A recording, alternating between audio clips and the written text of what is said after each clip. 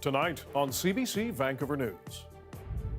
At the most consequential time for our province since the Second World War.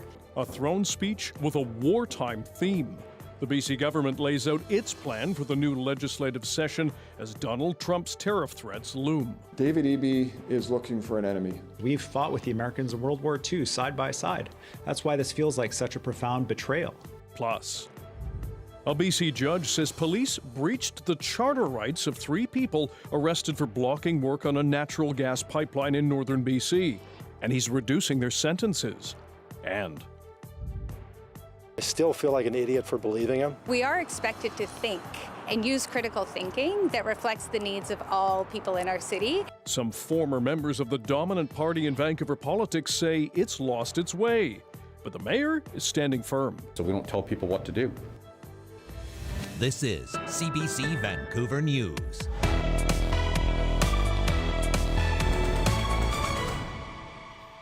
Hello, I'm Dan Burritt. Thanks for joining us. It was light on details, but heavy on wartime rhetoric.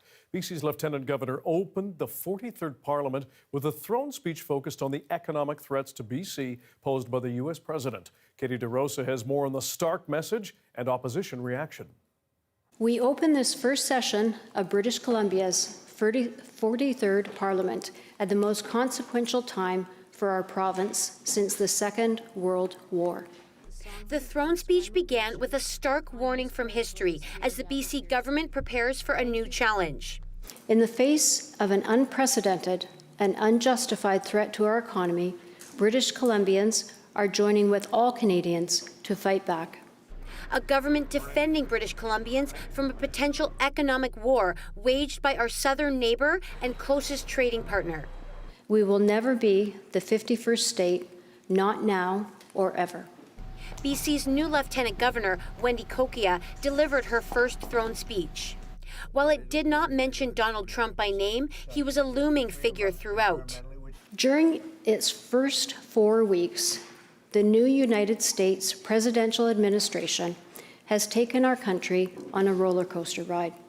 The speech doubled down on wartime rhetoric amid the economic threat of tariffs.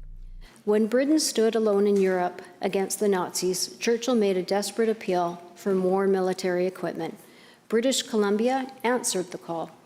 The BC Conservatives, making their debut in the legislature as the official opposition, say the speech blames the United States for the NDP's financial mismanagement. David Eby is looking for an enemy. He's looking for an excuse. He wants to be able to blame somebody for his failures. The Premier, however, defended the wartime references. We've fought with the Americans in World War II side by side.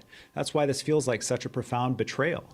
Rustad has pledged to do everything he can to bring down the government, which has a bare majority of 47 seats, plus support from the 2 BC Green MLAs. The Conservatives have 44 seats. The speech did not make any major new promises, but said there will be legislation to protect British Columbians from credit card fraud, unfair practices by cell phone companies, and to recover healthcare costs from wrongdoers. The NDP's Raj Shoen was re-elected as Speaker. The government will present its budget on March 4th, the same day Donald Trump's sweeping tariffs are set to take effect.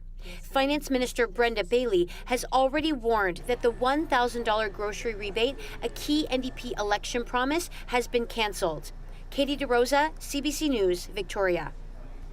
With 6 weeks to go until Vancouver's 2-seat by-election, political intrigue is rising. In 2022, Mayor Ken Sim's ABC Vancouver party swept to power, with 18 candidates elected across council, the park board, and school board. But as Chad Pawson explains, more than 1/4 are now independents.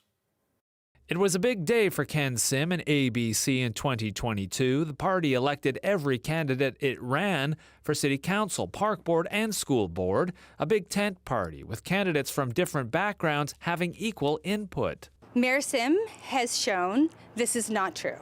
Councillor Rebecca Bly is the latest ABCer gone, kicked out because she's not aligned, not a core value fit, choosing her own way ahead of the collective work of the team. Bly says no. So while we may be elected within a party, we are expected to think and use critical thinking that reflects the needs of all people in our city. The other 4 former ABCers say Ken Sim fooled them. He was the one that convinced me I should run with him, and I still feel like an idiot for believing him. ABC ran on a 92-point plan. Ex-ABCers say those priorities have taken a back seat to others the party didn't campaign on, such as getting rid of the elected park board, trying to freeze the work of the city's integrity commissioner, and trying to reverse a policy that prohibits natural gas heating in new buildings. Mayor Ken Sim is shrugging it off. Oh, no, everything's fine. At a press conference announcing the retirement of Vancouver's chief of police, Sim said ABC will announce its by-election candidates soon, unperturbed that of the 18 candidates ABC brought to office in 2022, only 13 remain. Look, people can do whatever they want, okay? I can't control how they act, what they say before they get elected, and then how they act after. Candidates looking to pick up the 2 vacant seats have pounced on ABC's troubles. Political watchers say the party could be vulnerable. I think the ABC is expressing a great deal of confidence, but that confidence may quickly come to look like hubris. So it really puts the emphasis on the by-election. The April 5th by-election will be Ken Sim's chance to put these personnel problems behind him and try and supercharge his already supermajority on council. It still has nearly 2 years left in its mandate. ABC's rivals say they're ready to win this by-election and further widen any cracks to try and force more collaborative governance. Chad Pawson, CBC News, Vancouver. Vancouver Police Chief Adam Palmer has announced he is retiring after a long career on the force. It's been a privilege, an honor, and a truly humbling experience. Palmer started walking the beat with the VPD almost 40 years ago. In 1994, CBC News featured a young Officer Palmer after a major arrest in a car theft ring. Palmer says the time is now right to step away with the overall crime rate dropping and the crime severity index falling by double digits. I want to say that the relationship with Mayor Ken Sim, the City of Vancouver, and the Vancouver Police Board is in a great place right now. I want to thank Ken Sim for his unwavering support and leadership, for focusing the City of Vancouver back on public safety and bringing common sense back to City Hall. Just last week, Palmer and Mayor Ken Sim announced a $5 million strategy to combat crime on the downtown east side. A BC judge says police breached the charter rights of 3 people arrested for blocking work on the Coastal GasLink pipeline in northern BC. And he's reducing their sentences. This case dates back to 2021 in November, when the RCMP enforced an injunction against blockades of construction work at that site. The CBC's Jackie McKay has been following this story. We spoke with her earlier. So there was 2 main things the judge spoke about today. One had to do with racism due to audio recordings found by several RCMP officers that have to do with accused Slato and Shaylin Sampson. They had red handprints over their faces, and the RCMP officers compared them to orcs and ogres. He found that that was disturbing and said that that was one of the reasons he has decided that a remedy would be a reduction in sentencing.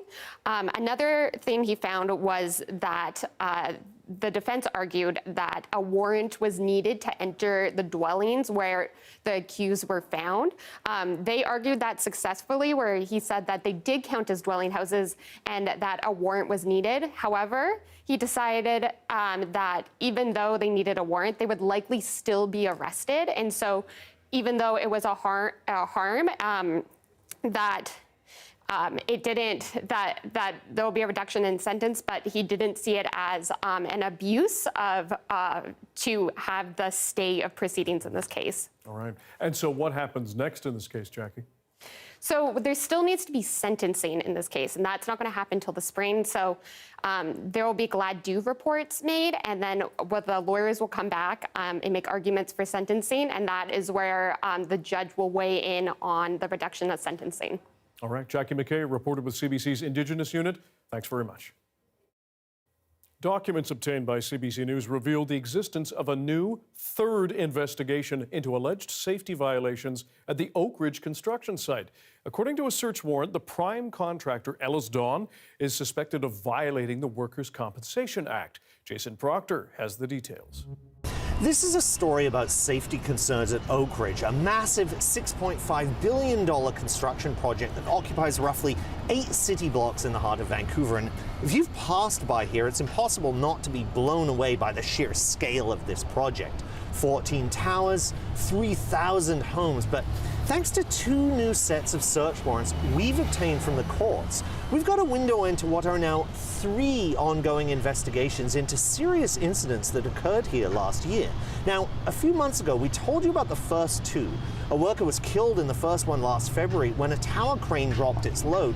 And then in July, a piece of scaffolding fell from the 41st floor to the ground into an open zone near a busy public roadway. Now, we've learned of a 3rd investigation into an October incident where pieces of pipe fell about 50 meters or 150 feet to the ground while being transferred by crane. According to these search warrants, WorkSafe BC is investigating the prime contractor at Oakridge, an Ontario-based construction giant named Ellisdawn.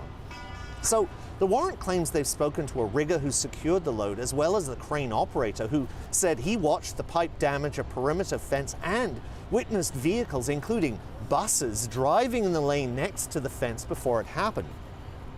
Ellisdawn told us the company takes safety very seriously, yet that on this project, they've added additional safety personnel, increased monitoring, and a zero tolerance policy for anyone who doesn't adhere to their safety protocols and procedures. And actually, you can see that position reflected in the second of the 2 search warrants, which was executed just a few weeks ago at Ellisdawn's offices in Richmond. That one says Ellisdawn's legal counsel told WorkSafe BC the company was eager to formally document their willingness to cooperate. And the same investigator who said there was a systemic failure to manage safety at Oakridge in a previous search warrant says in this one that he believes the company has a full and robust health and safety program implemented at each worksite. He also says while search warrants like these are necessary for WorkSafe BC to conduct its fact-finding operations, they shouldn't suggest Ellisdawn is not cooperating. Now, we also reached out to WorkSafe BC. They said all 3 of these investigations are ongoing. There's no charges, though, and none of the allegations in these have been proven in court. Jason Proctor, CBC News, Vancouver.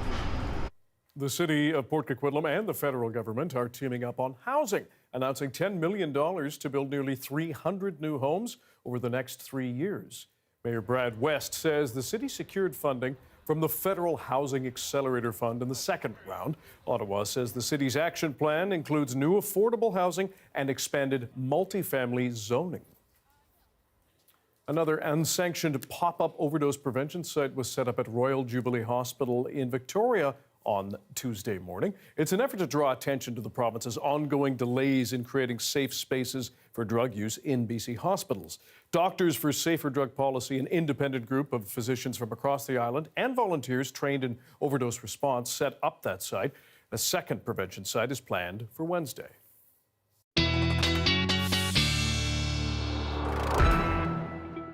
Meteorologist Russ Lacade is here for a first look at the weather, Hello, sir. Dan. Yeah, and before we look ahead, we'll just look back a little bit into the numbers from January and the first half of February. Just want to point out how incredibly dry it has been in winter 2025. We're 70% below normal for precipitation totals in January, running quite, along the similar lines right now. But that's all about to change. We have an enormously strengthening jet stream coming towards the coast. It's not a Pineapple Express. It's not necessarily an atmospheric river, but it is a series of these frontal waves coming out of the coast, one after the next, milder air. We've got some rain in the forecast, and it actually begins, right away. We'll get some rain beginning in the middle of the night tonight, Dan, pouring tomorrow morning in 5 degrees. Your full forecast comes a little later this hour. Sounds good. Thanks, Russ. They're businesses that cater to children, and they're struggling to make ends meet. After the break, we'll take you inside the closure of a popular local kids cafe and why experts say we may see more of this. Stick around.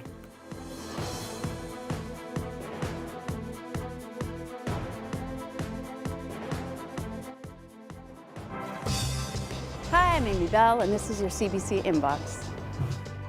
Canada's biggest night in music is coming to Vancouver, and we want you to be there. The Juno Awards will be hosted by BC's own Michael Bublé, live from Rogers Arena on Sunday, March 30th. The evening features live performances by Juno-nominated artists, including a special award presentation to rock band Sum 41. Tickets on sale now at cbcmusic.ca/Junos.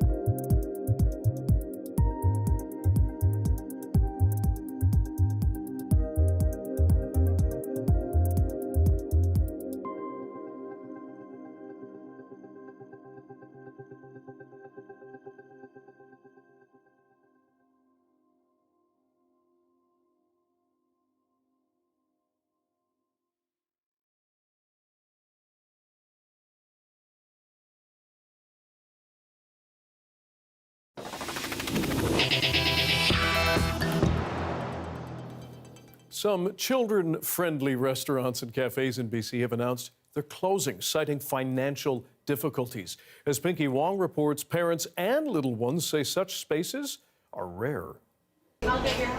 A place where parents can enjoy a coffee and connect while toddlers play. For a decade, Circus Play Cafe has been offering the community a space to eat, play, and learn.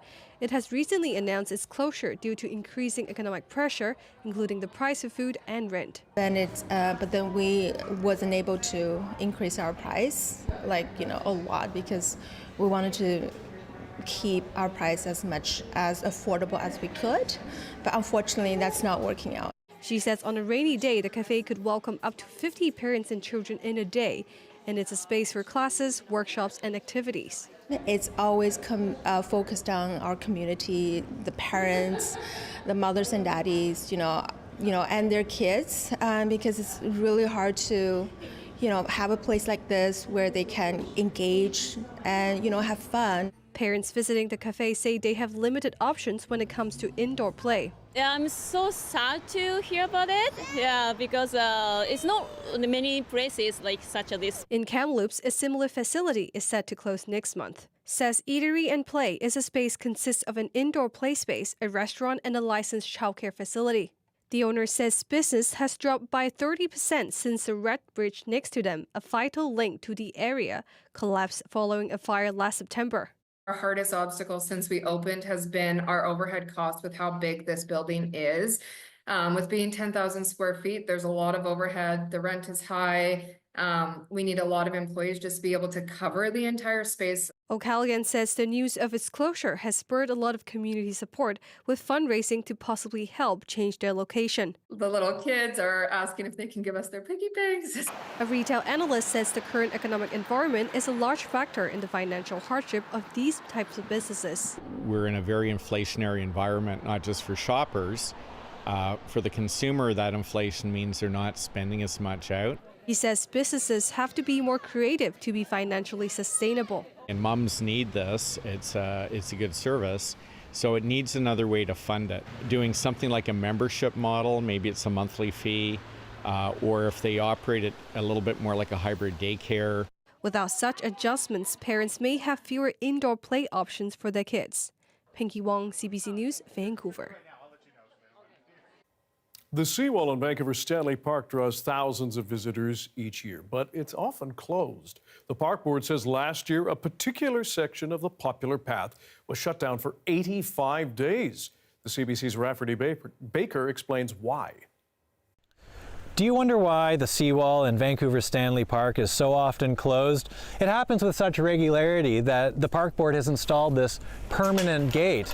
Not that it stops everybody, of course. I'm putting up with this year and year after year, but I want it fixed for good.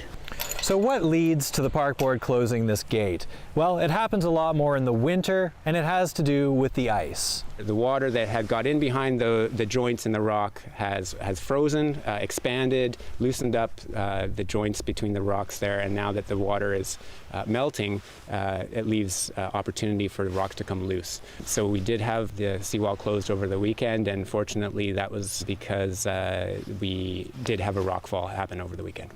And then there's the organic matter dangling from the forest above. The freeze-thaw cycle can even cause that to get knocked loose, tumbling to the ground below.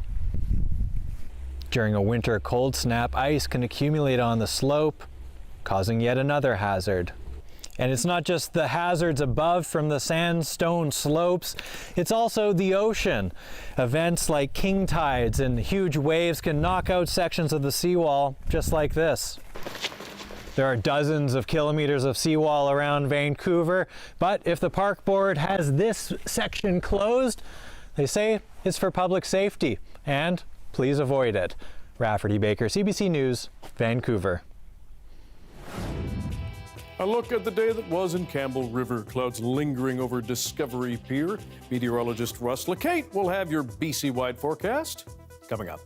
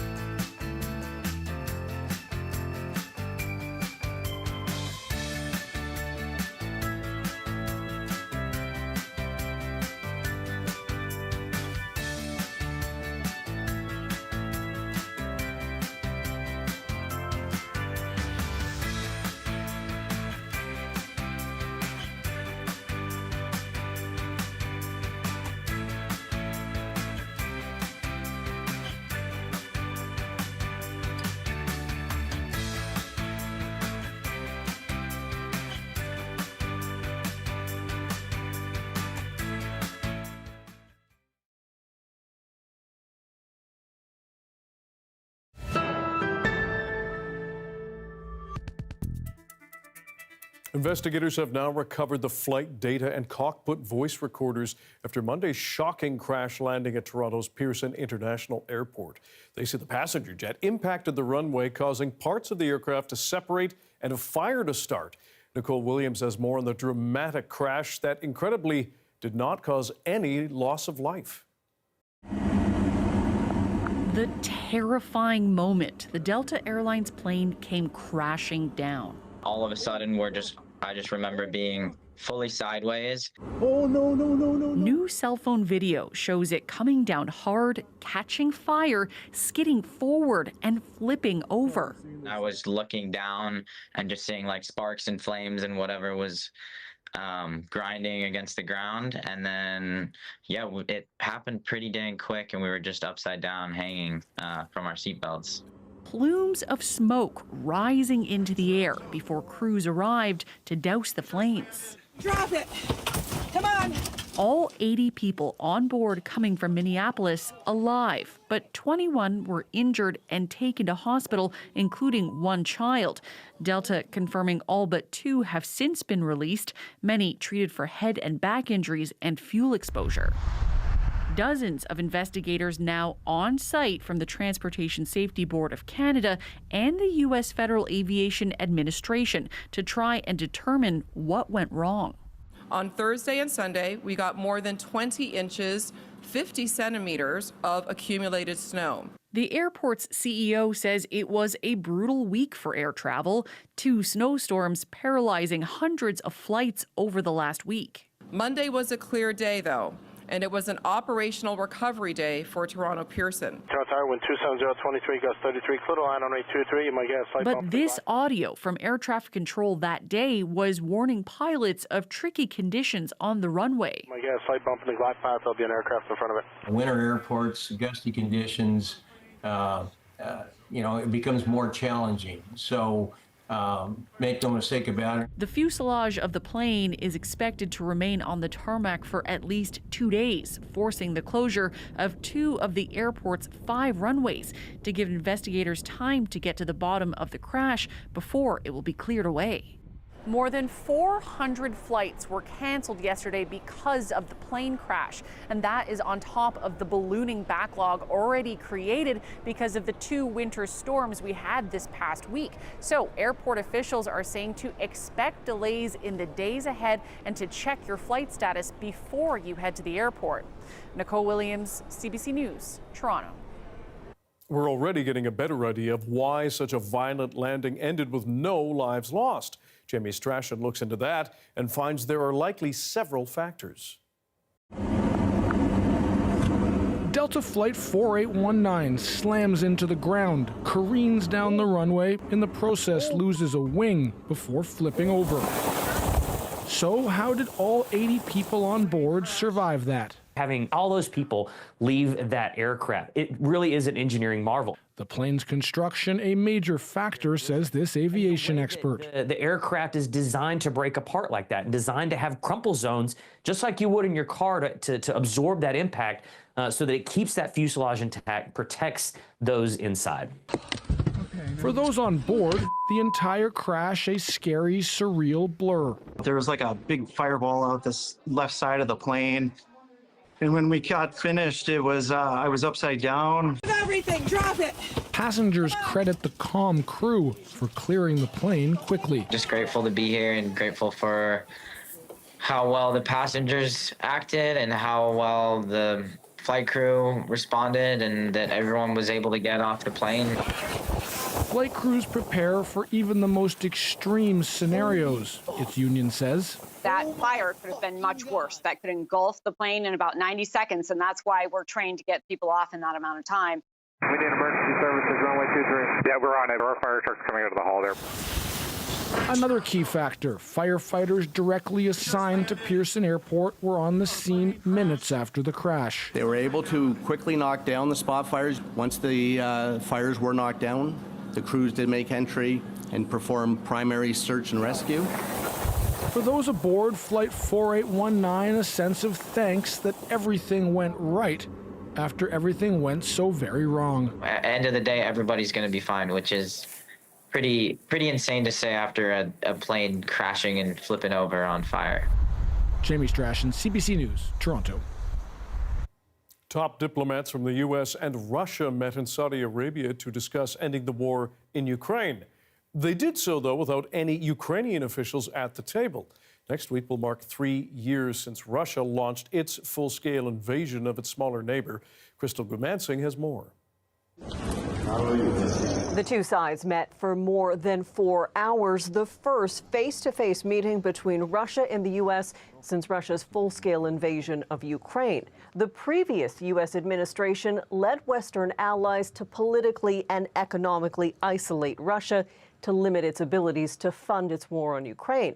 Marco Rubio, Secretary of State for the U.S., said officially restarting relations quickly was one of 4 points the two sides agreed to. We're going to appoint our teams respectively to work very quickly to reestablish the functionality of our respective missions in Washington and in Moscow. For us to be able to continue to move down this road, we need to have diplomatic facilities that are operating and functioning normally. The second point is that we're going to appoint a high-level team from our end to help negotiate and work through the end of the conflict in Ukraine in a way that's enduring and acceptable to all the parties engaged. For there to be enduring peace in Ukraine, the U.S. delegation acknowledged the need for security guarantees. Keir Starmer, the UK Prime Minister, said Monday it would be ready and willing to put troops on the ground in Ukraine. Sergei Lavrov, the Russian foreign minister, however, said NATO or foreign troops in Ukraine would not be acceptable to Russia. The possibility of easing restrictions on the Russian economy was welcomed by Kirill Dmitriev. This dialogue of two, strategic powers in the world is very important, and the world is a much safer place now when this dialogue started to happen. So we'll have to see how it evolves over time, but definitely a very positive start. And by the way, Saudi played a really key role in providing good, opportunity for this dialogue. Ukraine was not invited to these talks. Future invites have not been laid out. The Ukrainian President Volodymyr Zelensky again stated his country would not accept any deal made without Ukraine being present at the negotiating table, and that to him a diplomatic solution does not mean surrendering territory. Crystal Gumansing, CBC News, London.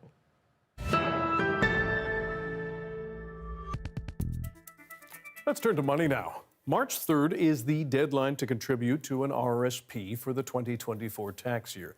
But for some people who are just starting to think about their financial future, they may not know how or even which account they ought to open and invest in. To help choose which is the right one, RRSP or TFSA, we're joined by Joe Reed. He is Vice President of Wealth Management at Van City. Joe, thanks for being here. First of all, many acronyms. Remind us, what is the difference between a TFSA and an RRSP? Yeah, one thing in our industry that we're famous for is the acronyms, that's for sure.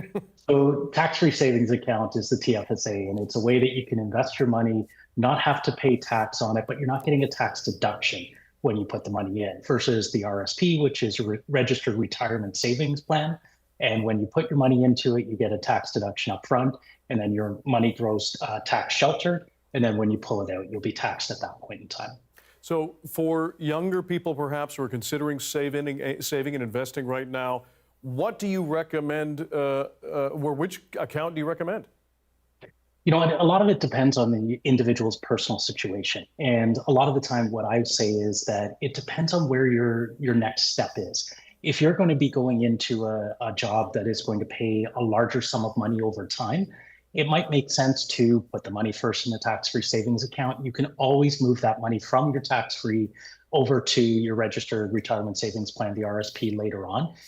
Because the main part when you do the RSP is you want to get the maximum benefit up front. The idea is you're putting it in at a high tax bracket and you take it out in a low tax bracket. So sometimes it can make sense if you're going to be in a high earning potential to hold on, let it go into the tax-free and then move it over. Otherwise, the best thing is you just start saving in one of the accounts. That's the best thing to do. Which are more popular right now from among your clients? I know it can depend, but is one obviously more popular than the other? A lot of times it depends, and I'm repeating that, but it depends on really where that our members are in their life cycle. What we're seeing right now at this time of year is it's the traditional RSP season. So people are definitely looking at wanting to get that tax deduction up front.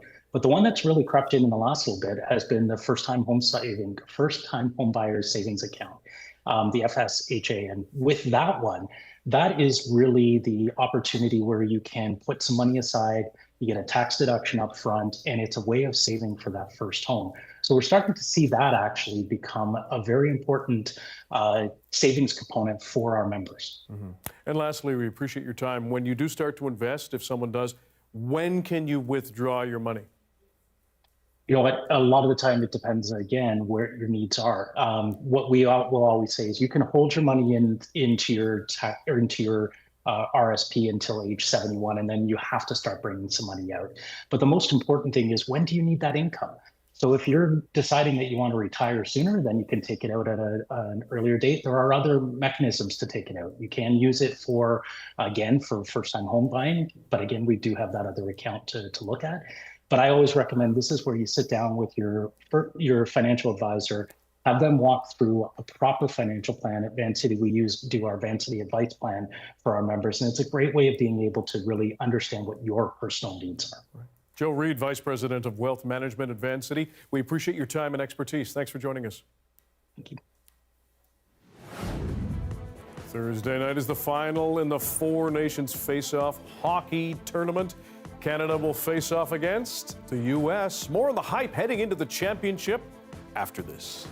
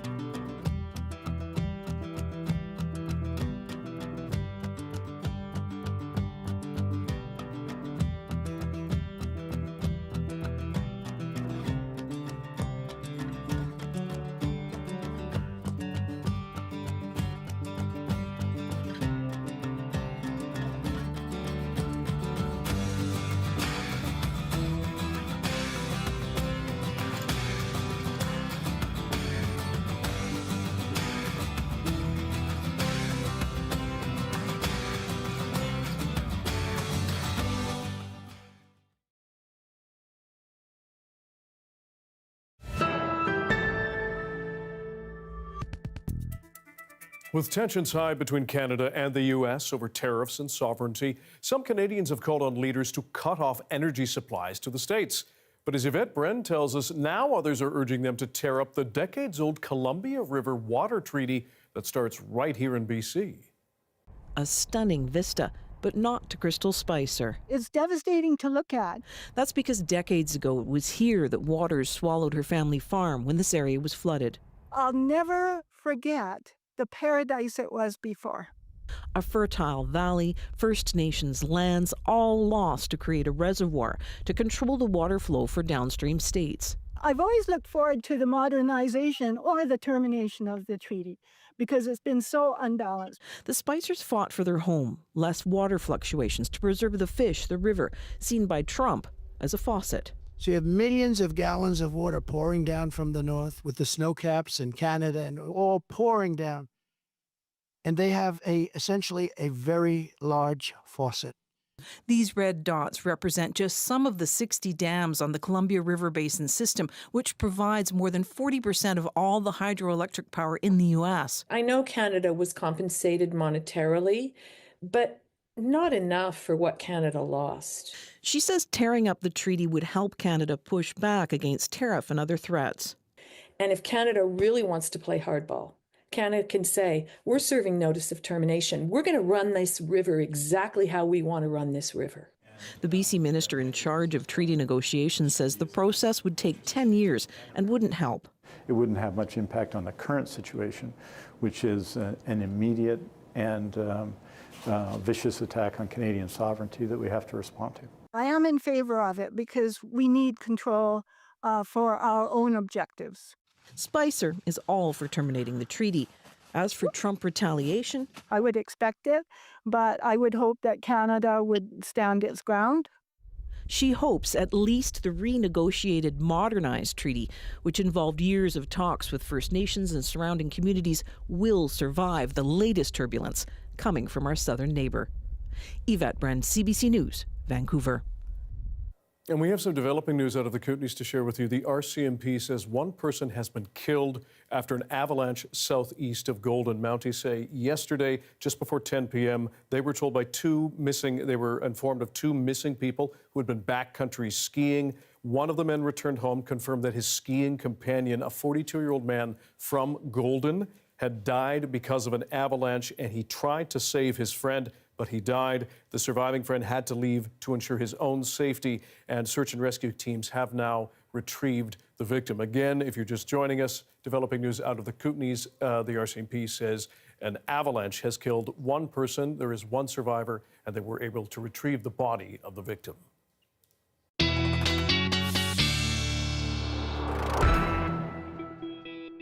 Meteorologist Russ Lequet joins us now with our BC-wide weather forecast. What are we up to, Russ? Well, we've got some rain on the way, and with a lot of snow on the slopes, maybe mountaineers and skiers heading into the Coast Range Mountains will have to be sort of up to speed on the instability that's developing in some of the slopes as well over the following several days. We talked about this a moment ago, our big jet stream coming in off the eastern Pacific. It's really got a sort of a serpentine pattern to it, and it's bringing these sort of lobes of warmer air to the south coast. So with each successive wave that moves through, I mean, we had that quiet period there for almost 2 weeks when we had no precipitation. Now milder air is pushing up over the Coast Range Mountains. We've got some snow still, but it may periodically change to rain over the following couple of days. I want to show you a computer model forecast that I put together to demonstrate that. Here we are at the, pretty much right now, actually, and then rolling it ahead closer to midnight, that large area of rain right on the doorstep in Metro Vancouver, but snowing on the ski hills. So they'll pick up a lot of snow tonight. We roll that ahead to midday tomorrow. The warm front encroaches upon Metro Vancouver. The rain gets a bit heavier. The snow line climbs to near the local peaks. So we're going to have that warmer phase up on the top half of the mountains and then dropping back down again as it cools off for Thursday. That system moves right on through, replaced by another one. So this is going to be a cycle over the next several days, maybe 7 of the next 10 days, with wetter and windier conditions region-wide. We'll look at our provincial forecast here now. Dry to the northeast and still cool, but not as bitterly cold as it has been. Sunny breaks and -12 in Fort Nelson. Sunny breaks and flurries for Fort St. John, which sounds a lot like your forecast just outside of Revelstoke near Golden, a couple of flurries as well. On the coastline, we've got strong winds to go with rain. Wind warnings are currently in effect for Victoria Victoria. They're in effect as well for parts of the Sunshine Coast, and they're along the west coast of Vancouver Island and the east side of Vancouver Island, 70 to 90 k, possibly as high as 100 kilometers per hour on the west coast near Tofino. That's your Metro Vancouver forecast. Decidedly wet and windy. Maybe a glimmer of daylight early next week, but not much between now and then. Dan? Okay, we are warned. Thank you very much, Russ. You're welcome. The political tension between Canada and the U.S. has been playing out on the ice in the four nations face-off. Now the two countries will meet again on Thursday for the title game. And as Julia Wong reports, cooled relations between allies means the matchup is more than just about hockey. Team Canada left it all on the ice during a showdown against Finland, pulling off a 5-3 victory and setting up a rematch against the United States in the Four Nations final. I think Canada will win. It'll be tough, but they're going to win. It's no secret things are tense between the North American neighbors. At Monday's game in Boston, with glowing hearts, light jeers during the singing of O Canada. With U.S. President Donald Trump's escalating threats of trade tariffs and making Canada the 51st American state, hockey fans say Thursday's game will be different than a normal matchup. There's already so much tension building between the two, so I feel like it's going to be such a good game to watch. There's no denying the final will feel personal for some. National pride is at stake and on display. I wear it all the time. Anytime there's some sort of national event, like even with the World Cup soccer, we open up early, and people are really into being Canadian right now. This sports analyst says hockey can be an analogy for life. It's an opportunity for Canada to, to stick it to the U.S. in some ways without actually really sticking it to them. I mean, it's a sports game that at the end of the day, it's sports. It doesn't matter, but it feels like it does. For the team, the focus is simple. Like, even if the U.S. wasn't in the final, we wouldn't be like, we don't want to be in. We want in this. And we came here for this purpose. And now it's win one more game. We feel like we could beat those guys, and we plan on playing a little better Thursday. And perhaps an opportunity to settle some differences off the ice. Maybe the best way to talk about foreign policy is to beat them in hockey. That patriotism will be put to the test during the final Thursday night. Julia Wong, CBC News, Edmonton. An agreement more than a century in the making. The Haida Nation can now claim control over their destiny after Ottawa officially recognized Aboriginal title over the archipelago on BC's northern coast. Sights and sounds from yesterday's ceremony coming up.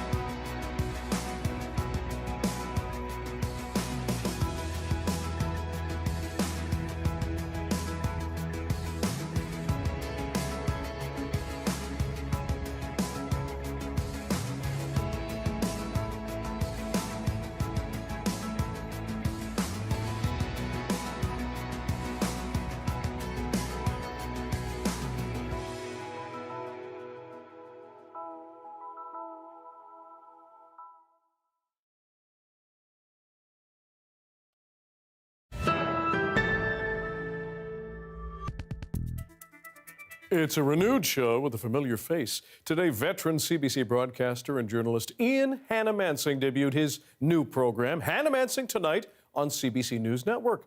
The program airs weeknights starting at 4 p.m. Pacific Time and on demand on CBC Gem. Ian spoke with the early edition Stephen Quinn about the program and what it has to offer. So tell me more about the show. What's the deal? What are you doing? So some people who are listening and watching may remember a program we did here on CBC News Network between 2012 and 2017. I walked around the Vancouver newsroom, Steadicam following me, but beyond the different way it looked, I think it was different in other ways as well. We would go from, breaking news, unscripted, 2 hours when MH370, the Malaysian aircraft, disappeared, to an interview with Penn and Teller when they were in town. Actually, you only need one microphone when you're interviewing Penn and Teller because one of them doesn't talk. And, and all stuff in between. And also, people from Vancouver would come by, experts on criminal defense or child psychiatry. We developed some voices that I don't think had been seen on the network before. Because, again, you may not know this, Stephen, but a lot of shows on the network are based, from what I understand, in Toronto. I've heard that. Yeah, and so, even in this Zoom age, a lot of programmers tend to get people they're familiar with from the local university or wherever else. So that was different then. So I think you're going to see those kinds of things on CBC News Network again. We're covering national stories, but we're in Vancouver. That has an impact, seriously, on how you see the country, even just being outside of Toronto. So what happens to your work on the National? I was doing Fridays and Sundays. I wanted to stick with Sundays. So Friday and Saturday will be my days off. I'll do Cross Country Checkup and the National on Sunday, and then this program from Monday to Thursday. That's it? That's all you're going to do? Yeah, I know, exactly. What is that like for you to have to split things? I mean, I know it's all here. It's all in the same building. It's all news of one form or another, but you've got to occupy 3 different spaces. Yeah, well, so today is the debut of this new program. So honestly, I'm curious about how that will feel. And I'm sure you're the same way. I'm big on compartmentalizing things. So like when I'm doing something, I'm not really thinking about the other thing. And so Monday to Thursday, my blinders will be on and my focus will be on this program. And then, I mean, actually, that's not entirely true because, Wednesday, Thursday, I'll start getting ready for Cross Country Checkup. Yeah. You know what? It's a work in progress. Let me just, a warning to you, Stephen, because I know you're just starting out your career. If someone suggests the following to you at CBC, maybe say no, and the following is overtime buyout. I got told that one early on. Oh, okay, good. But yeah, I know. What is it with you and not saying no? All kidding aside, the thing is, I love cross country checkups. So I didn't want to give that up. The Sunday National, I've been associated with the National for a long time, and we do these feature interviews that I've come to really like. We feature prominent Canadians, and then an opportunity to do a new show. We'll see how that goes. I am excited about it. Yeah, he's okay. It was an emotional day in Haida yesterday as Haida and federal leaders signed an agreement recognizing Aboriginal title over the archipelago, enshrining the Haida's right to control all of the island's lands, beds of freshwater bodies, and foreshores to the low tide mark. The Council of the Haida Nation says it was the culmination of a century of political mobilization. Here's some moments from that ceremony. It marks the beginning of a new chapter in the relationship between the Haida Nation and the Government of Canada. A new chapter that commits the government to partner as true equals with the Haida Nation. A new chapter that enshrines the right of the Haida to control their own destiny. A new chapter that confirms an incontrovertible and long-known truth. Haida Gwaii belongs to you, the Haida people.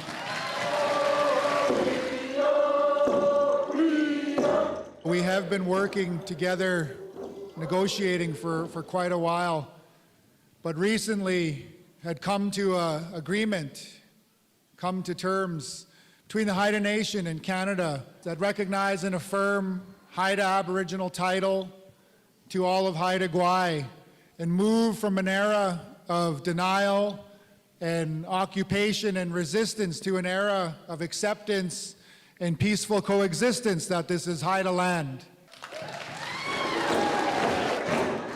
While there's almost always more work to do after we achieve something, this signifies an enormous moment in our collective history. For the Haida Gwe, for the Haida people, for this land, it means that your long-term stewardship that spans tens of thousands of years will continue. You see, as I mentioned, Haida Gwe was one of my first trips as Liberal leader. And I can't think of any place more appropriate for one of my very last. It's all right. You guys.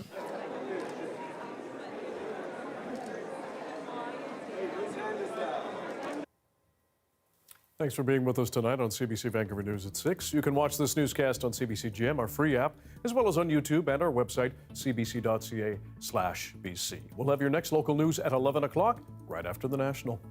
Good night.